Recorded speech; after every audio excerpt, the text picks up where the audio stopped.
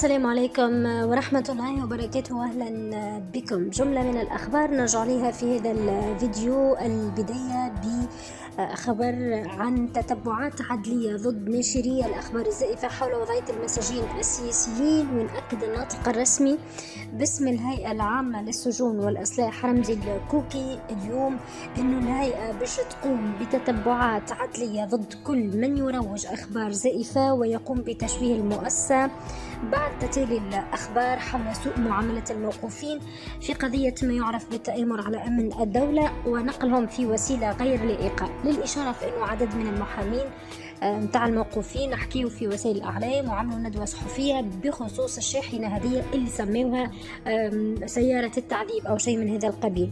الكوكي نفي اليوم في تصريحات إعلامية ما يروج من معطيات حول سوء معاملة لبعض المذيعين بشكل قطعي، ووضح بأن ظروف الإذاعة عادية تستجيب للمعايير الدولية المعتمدة حسب مقتضيات حقوق الإنسان على حد تعبيره. للإشارة في أنه عدد من المحامين وصفوا سيارة اللي تنقل الموقوفين من السجن إلى سواء للاستنطاق ولا للطبيب ولا إلى غير ذلك بسيارة تعذيب، وقالوا بأنه فما قفص حديدي ويكون الموقوف مكبل اليدين وضيق القفص هذاك بطريقة يكون هو منحني. ووصفوا أنه هذا يعني إذلال وطريقة الإنسانية حسب تعبيرهم، وهذا من فاتوا الهيئة العامة للسجون والإصلاح. من جهة أخرى نلقاو حركة النهضة اليوم أصدرت بيان أكدت فيه حسب تعبير الكلام اللي باش نقوله بين ظفرين جاي في بيان حركة النهضة، تقول لم يبقى للحكومة من موجب للبقاء بعد الفشل الذريع، كما لم يبقى لسلطة الانقلاب من حجة توهم بها الشعب وهي تحمل البلاد نحو الفوضى والمجهول بعد أن أفصحت عن عجزها في امتلاك حلول واقعية تنقذ بها البلاد من الإفلاس الوشيك وتتجنب بها هاجس الانفجار الاجتماعي والانهيار الاقتصادي. أدانت حركة النهضة في هذا البيان مواصلة ما تسميه هي سلطة الانقلاب استهداف كل الأصوات الحرة المعارضة لمسار 25 جويلية اللي وصفته بالهدام عبر توسيع دائرة المستهدفين بالتهم الكيدية والاتهامات الكاذبة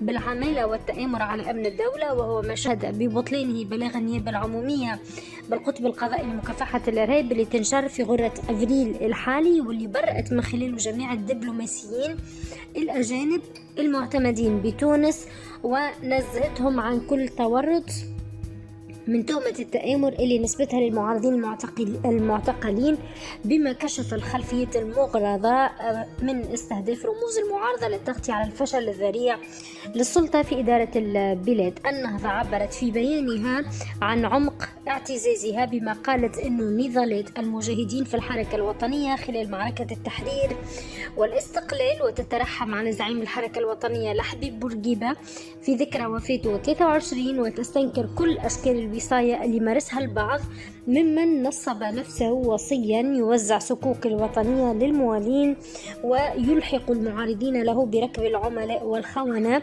بعد فشل كل محطات خريطة الطريق اللي ارسمها الانقلاب وتعري مشروع التسلط والانفراد بالحكم حسب تعبيرها. أكدت أنه الحركة زاد أنه مبدأ السيادة الوطنية لا يتعارض مع تبني القيم الكونية في الانفتاح والتشاركية في مبادئ الحرية والديمقراطية، بل والتعاون في إرسائها كثقافة شعبية والتصدي لمحاولات الانحراف بالسلطة على حد تعبيرها. وبطبيعة الحال كانت دعات إلى الخروج في وقفة احتجاجية يوم غد الأحد الموافق ل9 أفريل عيد الشهداء. حكيت زاد على صندوق النقد الدولي وتقول بأنه تستنكر ازدواجية الخطاب وتضارب الرؤى بين الرئيس وحكومته فيما يتعلق بالإصلاحات الكبرى والشروط المستوجبة للانتعاش الاقتصادي المنشود، وتأكد أنه الانقلاب اللي تعطل بسبب عقد الاتفاق مع صندوق النقد الدولي اللي كان مفترض إمضاءه في سبتمبر 21 واللي افشل في تحسين الأوضاع اللي جعلتها ذريعة حسب وصفها للانقلاب على الدستور وعلى الشرعية إلى غير ذلك. في المقابل نلقى جملة من الأخبار في هذا الفيديو تتعلق بصندوق النقد الدولي. آخر الأخبار تقول بأنه تونس باش تشارك في اجتماعات الربيع للبنك الدولي وصندوق النقد الدولي. هذا خبر مفرح جدا، وهذا يعني مفرح من ناحية أنه وكأنه معناه باش يكون فما اتفاق مع صندوق في الأشهر القليلة القادمة. حسب إذاعة موزايك فإنه وزير الاقتصاد والتخطيط سمير سعيد ومحافظ البنك المركزي مروان العباسي هما اللي باش يمثلوا تونس في اجتماعات الربيع أو لصندوق النقد الدولي والبنك الدولي لسنة 2023 في واشنطن، واللي باش تنطلق أشغالها بداية من نهار الاثنين 10 أفريل الحالي، وباش تتواصل حتى لنهار 16 من الشهر هذايا. وزير الاقتصاد ومحافظ البنك المركزي باش يقابلوا نظرائهم من الدول المشاركة في الاجتماعات إلى جانب لقاءات مبرمجة لهم مع المؤسسات المالية الدولية المانحة. شنو معناها هذا؟ معناها إنه تونس قريب جدا باش توقع الاتفاق في اجتماعات ربيع. ما تعرفوا كانت مبرمجة نهار 19 ديسمبر 2022، ولكن وقت أجلوا البنك صندوق النقد الدولي أجل الاجتماع هذا، وقعدوا كان مبرمج أنه في بداية جانفي في بداية فيفري مارس إلى غير ذلك، ولكن في اجتماعات ربيع تونس باش تكون حاضرة وبالتالي باش تتحصل على القرض، خاصة بعد الضغوطات اللي أعلنتها اللي مارستها يعني إيطاليا وفرنسا بالأساس. في هذا الخصوص من جهة أخرى نلقاو رئيس الجمهورية كان عبر على رفضه لصندوق النقد الدولي وللشروط المجحفة، وأنه مش ممكن يتم تطبيقها على الشعب التونسي باش تثقل كاهله أكثر وأكثر.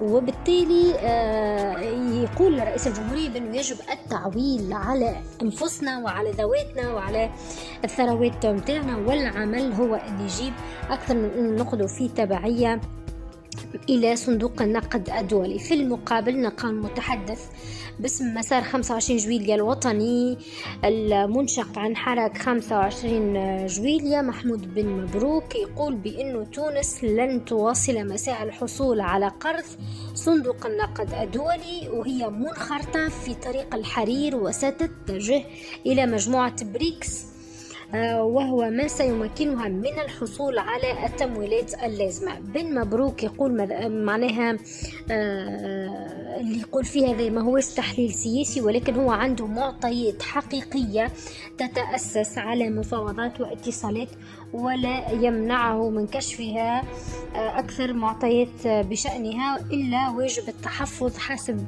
تعبيره. يقول بن مبروك بأنه تصريح رئيس الجمهورية في المنستير اللي تحدث فيه على رفض تونس الخضوع لشروط صندوق النقد الدولي معناها تتأسس على هذه المعطيات اللي يدعمها الرئيس الجزائري عبد المجيد تبون، وقال بأن تونس أعطت فرص كثيرة للاتحاد الأوروبي من أجل دعمها اقتصاديا، إلا أن الأوروبيين تأخروا عن ذلك، وهو ما جعل تونس تتجه إلى مجموعة البريكس وروسيا والصين والجزائر ودول الخليج للحصول على التمويلات والاستثمارات. وبريكس هو عبارة عن تكتل سياسي واقتصادي عالمي بارز يضم كل من البرازيل وروسيا والهند والصين وجنوب أفريقيا، ويستقطب إلى جانب الجزائر اهتمام دول كثيرة في منطقة الشرق الأوسط مثل السعودية وإيران.